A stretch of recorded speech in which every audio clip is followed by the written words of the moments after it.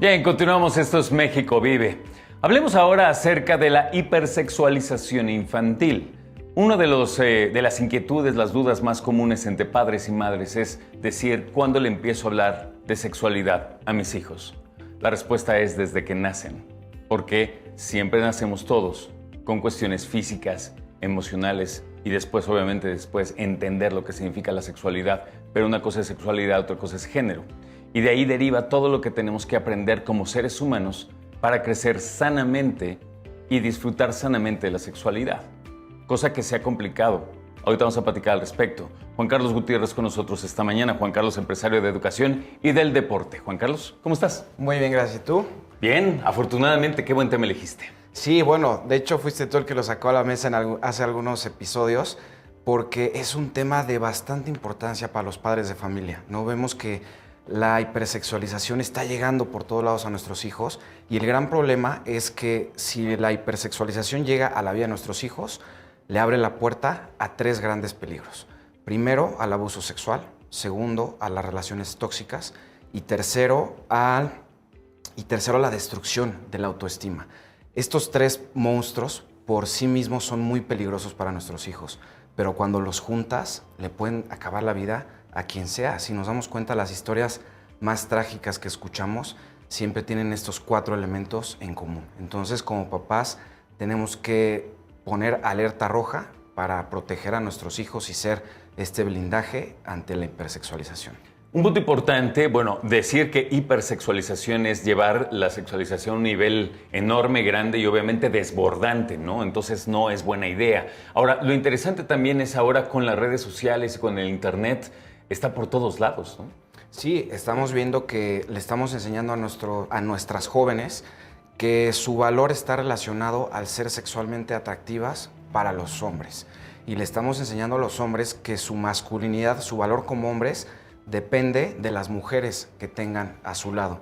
Entonces estamos creando una sociedad muy peligrosa porque es una sociedad donde se pierde mucho el respeto, se pierden los valores, da la puerta abierta a embarazos no deseados, a enfermedades de transmisión sexual. O sea, sabemos todos los peligros de esto, ¿no? Y de cierta manera como sociedad le estamos pidiendo a estos problemas que regresen a nuestra sociedad, pero reforzados, ¿no? A través de las redes sociales. Yo detecto, además de lo que mencionas, que tienes puntos obviamente medulares. Encuentro dos puntos importantes. Una tiene que ver con mostrarle a los hijos e hijas qué onda con el amor, con el romance y con los noviazgos. Porque de repente muchas personas se emocionan que en kinder ya tienen novio. Y los papás y las mamás son los primeros que fomentan esta situación. Sí. Ese es un primer punto. Y otro segundo punto es entender la sexualidad como un punto medular en nuestra dinámica, ¿no? Y hablar como padres y madres de lo que significa ejercer una sexualidad responsable e informada.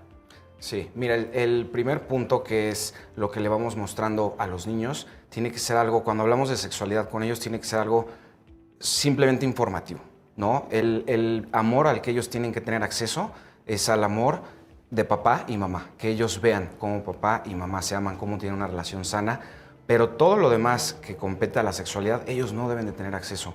Muchas veces como papás, con las mejores intenciones, pero cruzamos esos límites sin saberlo. Como tú bien dices, un niño en kinder no tiene por qué tener novia, ¿no? O sea, no debe de haber relaciones sentimentales en niños chiquitos. Las relaciones sentimentales deben de ir mucho más adelante en la vida y las relaciones sexuales muchísimo más adelante, ¿no? Entonces, como papás, tenemos que entender las etapas de nuestros hijos. Sí es importante hablarles de sexualidad como educación y como prevención de abuso, pero tenemos que enseñarles dónde están las líneas, ¿no? Muchas veces como papás también vemos algo que es una tendencia que es preocupante, de darle beso a los niños en la boca, de bañarse con ellos hasta edades adultas. Entonces, sin saberlo, nosotros estamos hipersexualizando a nuestros niños, los estamos poniendo en situaciones que no les compete y no les estamos enseñando una lección importantísima, que es el pudor. Tenemos que enseñarle a nuestros hijos que su cuerpo es para cuidarse, para respetarse, no se puede compartir con cualquiera, y eso incluye ya a ciertas edades a papá y a mamá, ¿no? Hay una edad en la que ya no te puedes bañar con tus hijas, porque ellas ya empiezan a tener esa duda. Alrededor de los 4 años ya empiezan a preguntar, ya empiezan a tener curiosidad.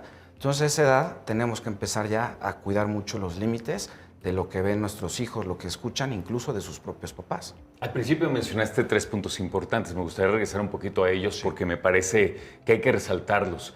Cuando cuidamos precisamente todo el entorno sexosocial, vamos a ponerlo así, de los niños, cómo van aprendiendo. De por sí, controlar el entorno es lo suficientemente difícil como para mantenerlo también en familia. Hablaste que puede terminar en abuso, en cosas verdaderamente preocupantes. Sí, mira, el abuso sexual es la primera que mencioné, porque un niño que crece sin pudor, un niño que a lo mejor ve bien estarse dando besos en la boca, puede ser víctima muy fácil de un depredador. Un depredador que ve que un niño no tiene respeto con su cuerpo, que no tiene ese pudor, que se anda bajando los pantalones, es una presa muy fácil de un depredador.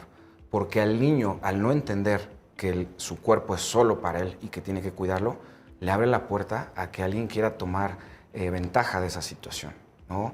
El segundo son las relaciones destructivas, ¿no? Las relaciones tóxicas. Cuando los niños se hipersexualizan, tienden a empezar con su vida sexual más jóvenes. ¿Qué pasa? Siempre, al no tener la madurez, siempre son relaciones destructivas, donde se lastiman los sentimientos, donde se lastiman las emociones, donde se lastima el cuerpo, donde se lastima la mente. O sea, todo se lastima cuando los jóvenes aceleran ese proceso. Y el tercero es la pérdida de la autoestima, ¿no? Esa es, quizás podría no parecerlo, pero esa es la más grave de todo, porque cuando destruimos la autoestima de una persona, condicionamos todas sus conductas, ¿no? Sabemos que una persona con baja autoestima es presa fácil de todo, ya no solamente de depredadores, sino de todo. Va a ser una persona que va a permitir que se le pisotee, que se le oprima y que se les hagan cosas que no se deben de hacer, simplemente porque perdió el autoestima a través de esa hipersexualización. ¿Qué otros temas en este tópico son los que compartes con tus papás? Pues mira, hay unos que son muy claros. Sabemos que el Internet hay que cuidar muchísimo lo que están viendo nuestros hijos. Ahorita parece increíble, pero la hipersexualización ya no la tienen que buscar los niños. Antes tenían que querer ser parte de esa cultura del maquillaje, del salir de jovencitas, de vestirse provocativamente. Antes tenían que esforzarse mucho y era muy fácil para nosotros como papás poner los límites y decir, no, esto no lo puedes hacer. Ahora la hipersexualización ya llegó a nuestras casas a través de las caricaturas. Se normalizó, ¿no? Se normalizó a través de las caricaturas, de las películas para niños, de los libros de texto, ¿no? Imagínate tú que la lógica que le quieren aplicar a nuestros hijos, a un niño de 5 años, es, ¿te gustan las mujeres? ¿Te gustan las niñas? No. Ah, entonces ¿te gustan los niños? No, tampoco. Ah, entonces ¿eres pansexual? ¿Eres no binario? No. Entonces ¿eres trans? El problema es que los niños aprenden a través de la repetición. Los niños son muy manipulables. Si yo quisiera convencer a mi hija que ella es un conejito, en 3 meses la convenzo. Ella va a tener la certeza de que es un conejito. Entonces entendamos qué es lo que viene por nuestros hijos. Este es uno de los problemas más graves que tenemos como sociedad. Esto nos puede llevar a nuestra destrucción como sociedad en un par de décadas. Danos para cerrar algunos consejos para los papás que están ahorita con nosotros. Que refuercen eso, que entiendan que ya no basta con hacer un trabajo a medias como papás.